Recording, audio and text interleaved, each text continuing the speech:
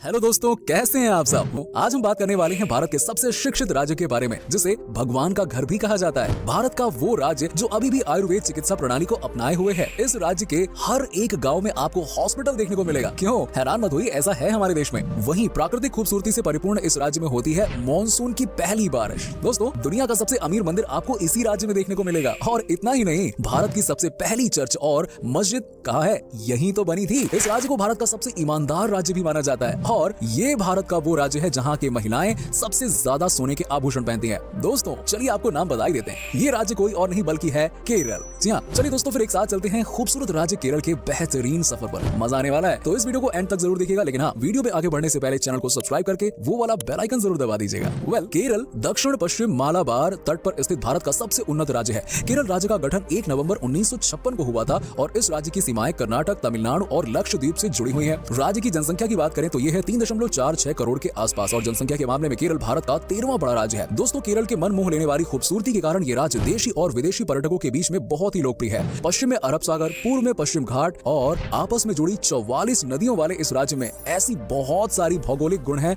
जिसके चलते ये राज्य एशिया का सबसे पसंदीदा पर्यटन स्थल बना हुआ है। ये अपने लेक वाटर, खूबसूरत चाय के बागान, नौका विहार, हाउस बोट और खूबसूरत वादियों के लिए काफी लोकप्रिय है। छुट्टियां बिताने के लिए ये राज्य किसी स्वर्ग से कम नहीं है। चलिए अब हम आपको बताते हैं केरल का मतलब। दोस्तों, केरल शब्द की उत्पत्ति केरा और आलम से हुई है। केरा का अर्थ है नारियल और आलम का अर्थ है भूमि। इसलिए केरल को नारियल की भूमि कहा जाता है, क्योंकि यहाँ आपको चारों तरफ नारियल के पेड़ ही दिखाई देंगे। यहाँ पर तकरीबन 7.7 लाख हेक्टेयर भूमि पर नारियल की खेती होती है और इसका उत्पादन राज्य की अर्थव्यवस्था में बहुत बड़ी भूमिका निभाता है। केरल भारत का वो राज्य है जहाँ पर पुरुष और महिला का अनुपात सबसे अच्छा है। इस राज्य में 1000 पुरुष की तुलना में 1084 महिलाएं हैं, यानी कि महिलाएं ज्यादा ही हैं कुछ। और भारत के किसी भी राज्य से बहुत बेहतर स्थिति है यहाँ पर। केरल की पुरुष और महिलाओं की संख्या का अनुपात सबसे अच्छा है। भारत के किसी भी राज्य से बहुत बेहतर है केरल के पुरुष और महिलाओं की संख्या का ये अनुपात। शायद यही कारण है कि केरल में महिलाओं की लिटरेसी रेट पूरे एशिया में सबसे ज्यादा है। इसीलिए केरल के महिलाओं को समाज के सभी स्तरों पर अपना योगदान देने का मौका पुरुषों के बराबर ही मिलता है। तो दोस्तों, साथ ही साथ मैं आपको ये बताता चलूं कि केरल 1991 में भारत का पहला पूर्ण शिक्षित राज्य बना।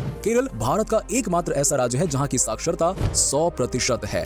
दोस्तों, ये तो हम सभी जानते हैं कि रबर उत्पादन के मामले में भारत पूरे वर्ल्ड में चौथा स्थान रखता है। लेकिन सबसे मजेदार बात तो यह है कि भारत की कुल रबर उत्पादन में केरल की भागीदारी 90% है। इस राज्य की लगभग 5.45 हेक्टेयर जमीन पर रबर के पेड़ उगाए जाते हैं। दोस्तों, बारिश का मौसम किसे पसंद नहीं है। हर किसी को मानसून का इंतजार रहता है, चाहे वो किसान हो या फिर आम लोग। हर किसी को बारिश तो चाहिए ही चाहिए यार। लेकिन क्या आपको पता है कि भारत में सबसे पहली बारिश कहाँ होती है? अगर आपको नहीं पता तो कोई बात नहीं ना, हम आए हैं बताकर जाएंगे। आपको बता दूं कि भारत में मानसून की सबसे पहली बारिश हमेशा केरल में होती है। वैसे आपने न्यूज में सुना हो तो वहाँ बताते ही हैं कि केरल में बारिश हो गई है और हमारे इधर भी आने वाली है। जो पूरे देश में मौसम के आगमन का संकेत होता है। जून के फर्स्ट वीक के दौरान केरल में बारिश शुरू हो जाती है और यही वो समय होता है जब केरल की हरियाली अपने चरम पर होती है। इस दौरान यहाँ की प्राकृतिक खूबसूरती आए हाय हाय हाय बस देखने लायक बनती है। दोस्तों, भारत में हिंदुओं की संख्या सबसे ज्यादा है, जिसके कारण मंदिर भी ज्यादा है। लेकिन केरल में चर्च और मस्जिद की कोई कमी नहीं है और वो केरल राज्य ही है जहाँ सबसे पहले चर्च और मस्जिद बनाई गई थी। चेरामन जुमा मस्जिद नाम की पहली मस्जिद मालिक दिनार द्वारा 629 ईस्वी में स्थापित की गई थी। अब अगर चर्च की बात करें तो Saint Thomas Syro Malabar church Bharat का पहला चर्च है, जिसे सेंट थॉमस ने 52 ईस्वी में बनाया था।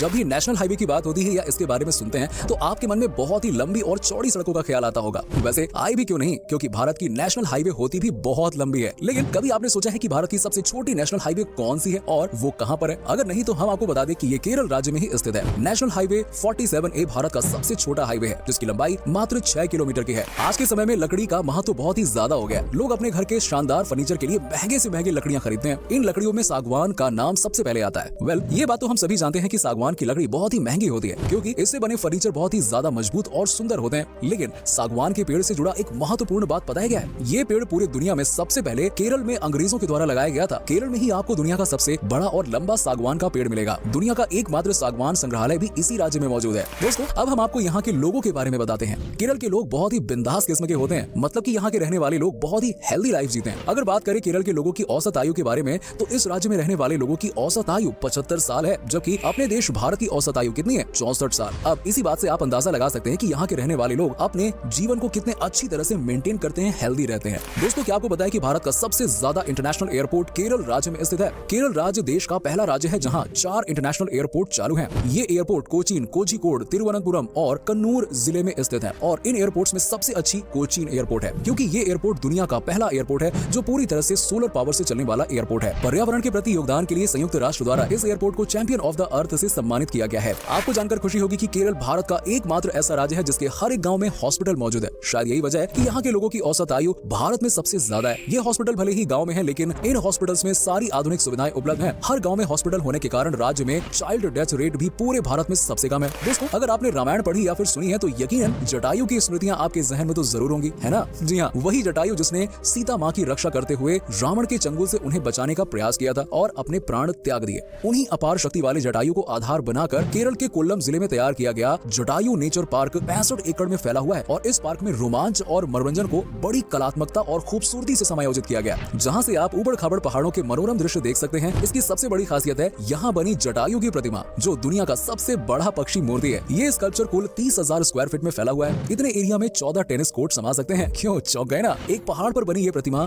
200 फीट लंबी, 150 फीट चौड़ी और 70 फीट ऊंची है और इसे बनाने में 7 साल का समय लगा। अगर त्योहार की बात करें तो केरल का प्रमुख त्योहार ओणम है। फसल काटने की खुशी में इस त्योहार को पूरे केरल में बहुत ही धूमधाम से मनाया जाता है। पूरे देश में केरल के लोग सबसे ज्यादा धर्मनिष्ठ होते हैं। केरल के विभिन्न समुदाय के लोग एक दूसरे के उत्सव में भरपूर साथ देते हैं। ओणम के मौके पर यहाँ बोट रेस का आयोजन देखने को मिलता है। इसके अलावा यहाँ के लोग नवरात्रि उत्सव, महाशिवरात्रि, क्रिसमस, रमजान, बकरीद जैसे त्योहार को बड़े ही उत्साह के साथ मनाते हैं। वहीं केरल की वेशभूषा की बात की जाए तो ये दक्षिण भारत के अन्य राज्यों से मिलता जुलता है। केरल राज्य की पारंपरिक पोशाक को मंडू कहा जाता है। यहाँ की महिलाएं साड़ी पहनती हैं, जिसे मुंडम नेरियथम के नाम से जाना जाता है। केरल के पुरुष धोती पहनते हैं, जो कमर के नीचे पहना जाता है। साथ ही वो शरीर के ऊपर कंधे पर तौलिया की तरह एक चादर रखते हैं। केरल के खान पान की बात की जाए तो यहाँ धान की खेती बहुत ही अच्छी होती है। इस कारण केरल के लोगों का मुख्य भोजन चावल है और इसके तटीय इलाके में मछली भी प्रिय भोजन है। यहाँ के प्रिय भोजन में नादान, कोझी, वरुथु का नाम आता है। दोस्तों, केरल के लोग बड़े ही नेकदिल इंसान होते हैं। केरल के लोगों का रहन सहन भारत के अन्य राज्यों से थोड़ा अलग है। यहाँ के लोग भले ही पक्के मकानों में रहते हैं, लेकिन लोगों की आय का मुख्य स्रोत खेती है। यहाँ मसालों की खेती, चाय की खेती, नारियल, रबड़ और समुद्र से मछली पकड़ना प्रमुख व्यवसाय है। साथ ही इस राज्य के लोग बड़ी संख्या में विदेशों में भी काम करते हैं। केरल राज्य का पारंपरिक नृत्य कथकली है। केरल की कथकली एक शैलीबद्ध शास्त्रीय भारतीय नृत्य है जो अपनी एक अलग पहचान रखती है। इसके अलावा केरल सिनेमा के क्षेत्र में भी हमेशा ही गुणवत्तापूर्ण फिल्में प्रदान करता रहा है। दोस्तों, सोना किसे पसंद नहीं है? खासकर हमारे देश में महिलाओं के बीच सोने की लोकप्रियता की बात ना ही की जाए तो बेहतर है ना? लेकिन जो लगाव केरल की महिलाओं को सोने के प्रति है वो शायद आपको पूरे दुनिया में कहीं नहीं देखने को मिलेगा। सबसे इंटरेस्टिंग बात पता है क्या है? पूरे भारत में जो खपत सोने का है उसका 20% केवल केरल के लोग उपयोग करते हैं। क्या आप जानते हैं भारत का सबसे अमीर मंदिर भारत के केरल राज्य के तिरुवनंतपुरम में स्थित